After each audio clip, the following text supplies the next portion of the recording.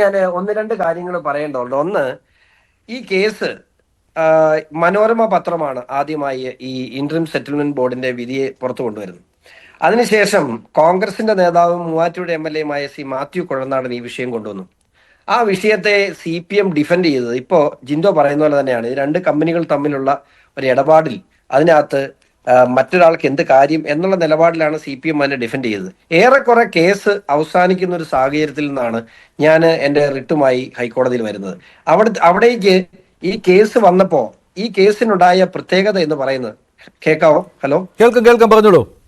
ഈ കേസിനുണ്ടായ ഒരു പ്രത്യേകത എന്ന് പറയുന്നത് KSIDC എന്ന് പറയുന്ന പൊതുമേഖലാ സ്ഥാപനം, KSIDC എന്ന പൊതുമേഖലാ സ്ഥാപനം ഈ വിഷയത്തിലേക്ക് കടന്നു വരികയും ഈ കേസിന്റെ ഭാഗമാകുകയും ചെയ്യുകയും മാത്രമല്ല സീരിയസ് ഫ്രോഡ് ഇൻവെസ്റ്റിഗേഷൻ ഓഫീസ് എന്ന ഏജൻസി ഈ കേസിലേക്ക് അന്വേഷണത്തിന്റെ ഭാഗമായി ഈ കേസിലേക്ക് വരികയും ചെയ്തപ്പോഴാണ് ഈ കേസിന് പുതിയൊരു തലവും മാനവും ഉണ്ടായത്. അവിടെ 13.4% ഷെയർ ഓഹരി സംസ്ഥാന സർക്കാർ ഇന്നലെ കൊടുത്ത റിപ്പോർട്ടിൽ അത് കൃത്യമായി പറയുന്നുണ്ട്. ഇതിന്റെ പബ്ലിക് അല്ലെങ്കിൽ പൊതു കാര്യം എന്താണ് ഇതിന്റെ പൊതു വിഷയം, എന്തുകൊണ്ട് ഇതിന് പൊതു പ്രസക്തി ഉണ്ട് എന്ന്, അല്ലെങ്കിൽ പബ്ലിക് ഇന്റർഫിയറൻസ് ഇവിടെ എന്തുകൊണ്ട് വന്നു എന്ന് ചോദിച്ചതിന് കൃത്യമായ മറുപടി ഇന്നലെ ഇൻകം ടാക്സ് ഡിപ്പാർട്ട്മെന്റ് പറഞ്ഞിട്ടുണ്ട്. കാരണം ഒരു സംസ്ഥാന സർക്കാരിന്റെ കീഴിലുള്ള പൊതുമേഖലാ സ്ഥാപനത്തിൽ 185 കോടി രൂപയുടെ ക്രമക്കേട് നടന്നിട്ടുണ്ട്. ആ ക്രമക്കേടിന് ആ ഭരണം നടത്തുന്ന മുഖ്യമന്ത്രിയുടെ മകളുടെ കമ്പനി, സിംഗിൾ ഡയറക്ടർ കമ്പനി ഇതിനകത്ത് പ്രതിസ്ഥാനത്ത് നിൽക്കുന്നു എന്ന് തന്നെയാണ് ഇതിന്റെ പൊതു പ്രസക്തി. അവിടെയാണ് മാത്യു കുഴൽനാടൻ എന്ന് പറയുന്ന കോൺഗ്രസ് നേതാവിൽ നിന്നും ഈ കാര്യം മറ്റൊരു തലത്തിലേക്ക് അദ്ദേഹം ഉന്നയിച്ച വിഷയത്തില് CPM അത് ഡിഫെൻഡ് ചെയ്തു. ഏറെക്കുറെ ആ വിഷയം തീർന്നെടുത്തുന്ന ഈ വിഷയം ടേക്ക് ഓഫ് ചെയ്യുന്നത് KSIDC എന്ന് പറയുന്ന പൊതുമേഖലാ സ്ഥാപനം കടന്നു വന്നപ്പോഴാണ്. രണ്ടാമത് ഇവിടെ സൂചിപ്പിച്ചു, ഞാൻ ഈ ചർച്ചയിൽ പറയേണ്ട കാര്യങ്ങളല്ല, എന്നെങ്കിൽ പോലും ജിൻഡോ സൂചിപ്പിച്ചുകൊണ്ട് പറയട്ടെ. ജിൻഡോ, ഈ ലാവ്ലിൻ കേസിന്റെ അന്വേഷണം നടത്തിയത് ആരാണ്? അന്വേഷണം നടത്തിയ റിപ്പോർട്ട് സമർപ്പിച്ചത് ആരാണ്? മൻമോഹൻ സിംഗിന്റെ കാലത്താണ്. അപ്പോ ഞാൻ ഇപ്പോൾ തന്നെ പറയുന്നു, കേരള ഹൈക്കോടതി കുറ്റക്കാരനല്ല എന്ന് കണ്ട് വിധിച്ച ഒരു കേസിന്റെ അപ്പീൽ മാത്രമാണ് അവിടെ നടക്കുന്നത്. അതിനി 35 അല്ല 388 പ്രാവശ്യം മാറ്റി വെച്ചാലും ആ കേസിൽ പിണറായി വിജയന് ഒന്നും ചെയ്യാനില്ല. പക്ഷെ ഈ കേസിൽ ഇതേ പറയുന്ന ലാവ്ലിൻ കമ്പനി, നിങ്ങൾ ആരും പറയാത്ത ആരോപണം ഞാൻ വീണ്ടും ആവർത്തിക്കുകയാണ്, നിങ്ങൾ പറയുന്ന ലാവ്ലിൻ കമ്പനിയിൽ നിന്നും വീണ വിജയന് നേരിട്ട് ലാവ്ലിൻ കമ്പനിയിൽ നിന്നും പണം കൈപ്പറ്റിയിട്ടുണ്ട്. ഈ നിങ്ങൾ പറയുന്ന PwC, ഇവിടെ വലിയ ആരോപണം ഉണ്ടായ രമേശ് ചെന്നിത്തല ആരോപണം ഉന്നയിച്ച കമ്പനിയാണ് പ്രൈസ് വാട്ടർ കൂപ്പേഴ്സ്, നിങ്ങളുടെ നേതാവ് ആരോപണം ഉന്നയിച്ച കമ്പനിയാണ്. ആ കമ്പനിയിൽ നിന്നും വീണ വിജയൻ പണം കൈപ്പറ്റിയിട്ടുണ്ട്. ഞാൻ പറയുന്നു, എനിക്കെതിരെ ഇതുവരെ വീണ വിജയൻ കേസൊന്നും കൊടുത്തില്ലല്ലോ. ഈ രണ്ട് ആരോപണം ഞാൻ ഉന്നയിച്ചിട്ടുണ്ട്. അവരുടെ അബുദാബി കൊമേഴ്ഷ്യൽ ബാങ്കിലെ അക്കൗണ്ടിനെ സംബന്ധിച്ച് ആരോപണം ഉന്നയിച്ചിട്ടുണ്ട്. എനിക്കിതുവരെ ഒരു വെള്ള പേപ്പറിൽ പോലും പരാതി എനിക്കെതിരെ കൊടുത്തിട്ടില്ല. കാരണം അവർക്കറിയാം, എനിക്കും അറിയാതുള്ളതാണ്. അതുകൊണ്ട് തന്നെ ഞാൻ പറയട്ടെ, ഇത്തരം കാര്യങ്ങളിൽ കൃത്യമായ നിലപാട് സ്വീകരിച്ച് ഇത്രയും വേഗോളം ശ്രമിച്ചില്ലേ, 6 കൂടെ ശ്രമിക്കുക. 10 ദിവസം, ഈ 10 ദിവസത്തിനുള്ളിൽ കൃത്യമായി ആ കോടതി ഉത്തരവ് വന്നാൽ SFIയുടെ കാര്യത്തിൽ നിലപാടുണ്ടാവും. മാത്രമല്ല വരാൻ പോകുന്ന 10 ദിവസങ്ങളിൽ ഈ കാര്യത്തെ സംബന്ധിച്ച് ഇപ്പോൾ അവരുടെ റിപ്പോർട്ട് വന്നിട്ടുണ്ട്.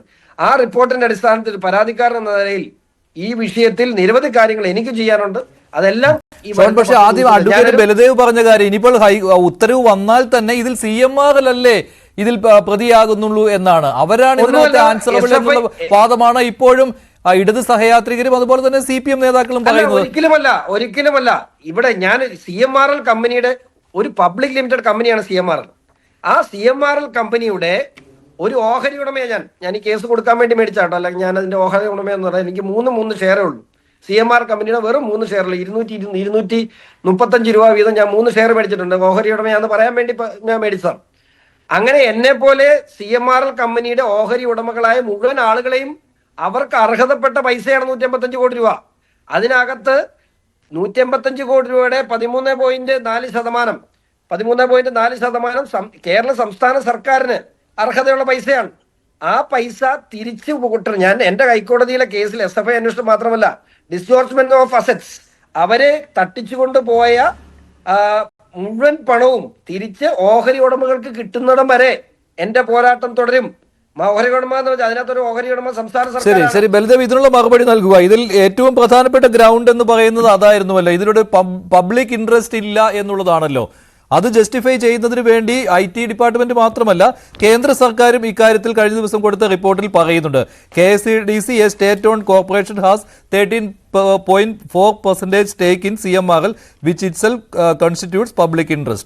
Further, the allegation leveled against the CUIs are that the CMRL, on the basis of bogus bills, has made payments to Exalogic Solutions Private Limited.